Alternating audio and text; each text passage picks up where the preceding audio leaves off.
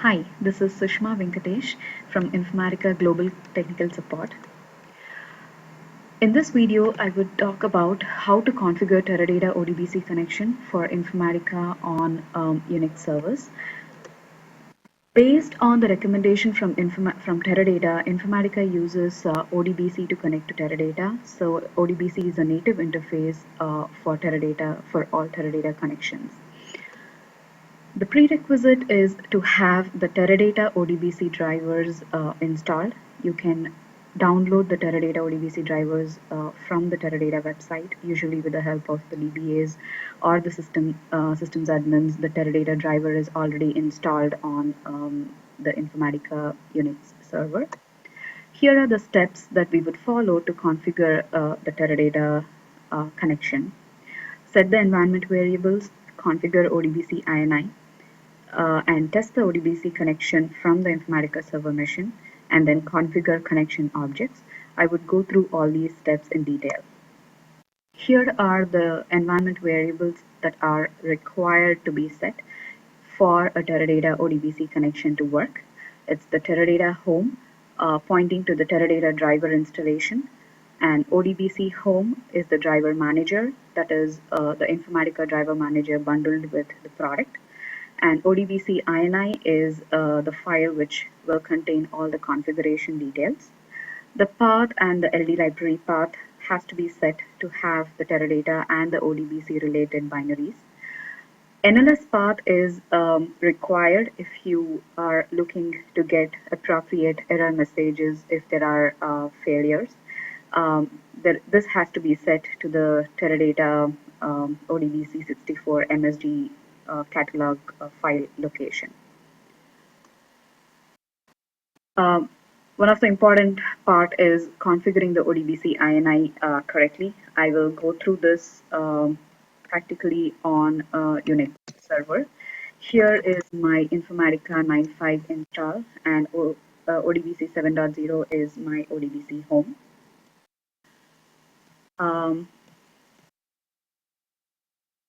I have NLS path and ODBC LD library path and path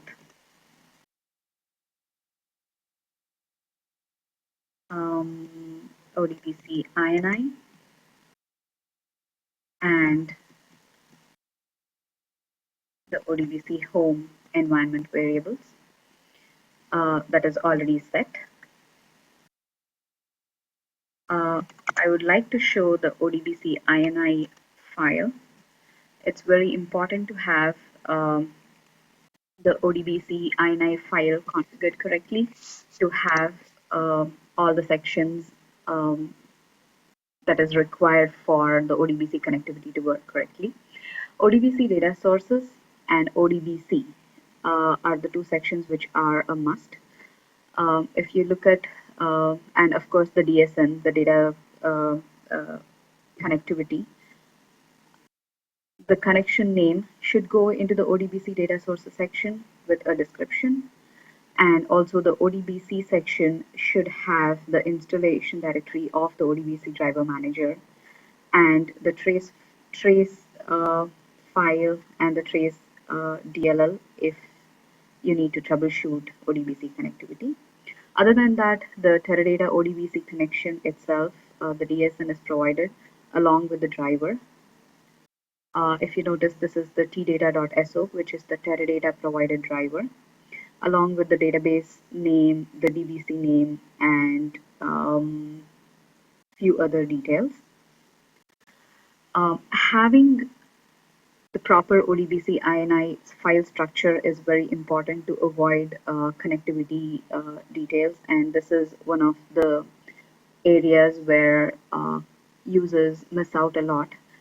You need to use the ODBC INI file that is provided as part of the installation, and of course you would change the driver location and the database and other details as required to connect to the database. And I would like to take the opportunity to point out that the install dir for the ODBC driver manager is a key thing, and it should not be missed out. It has to be set correctly. By default, the trace is set to 0.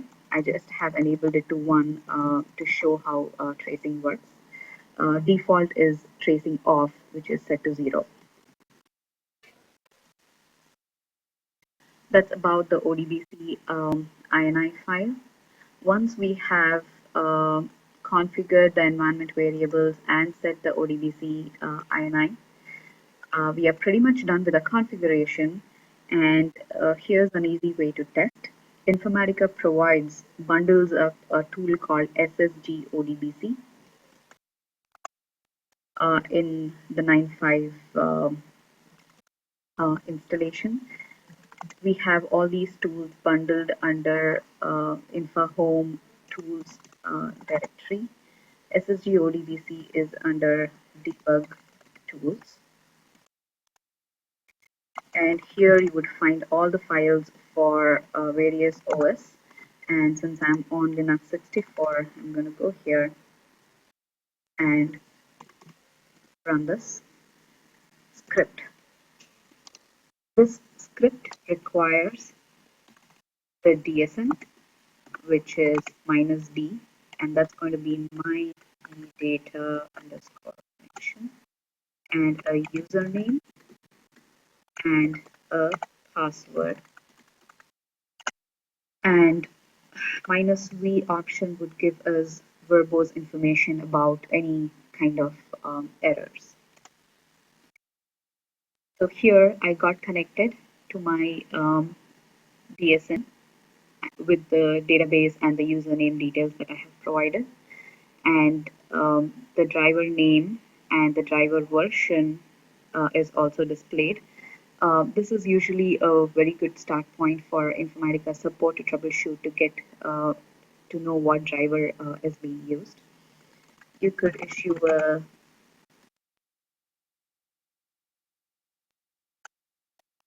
a database query like this just for testing purpose.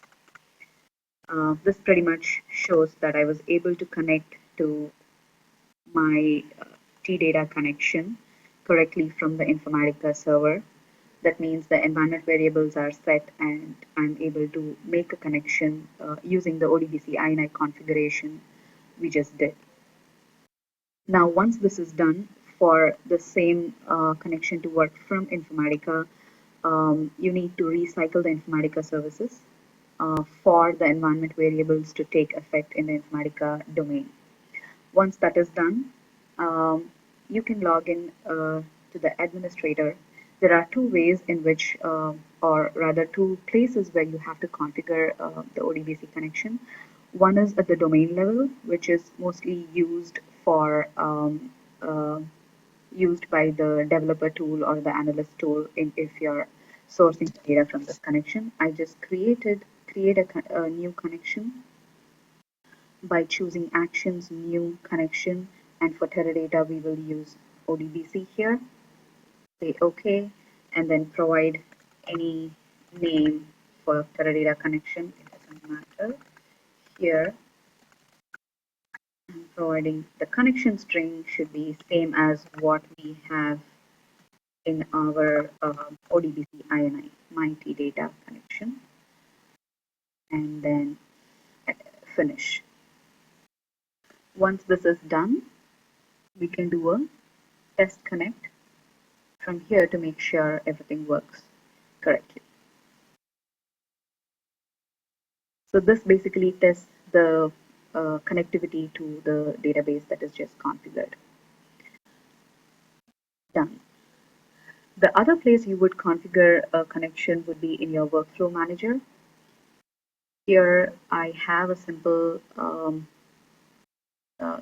session that connects to the Teradata database. This is just the connection I created using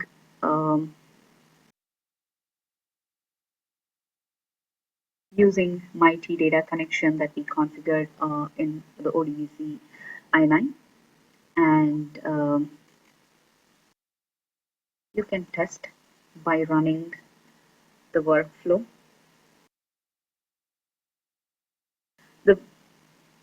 The The most common problems that are encountered when doing a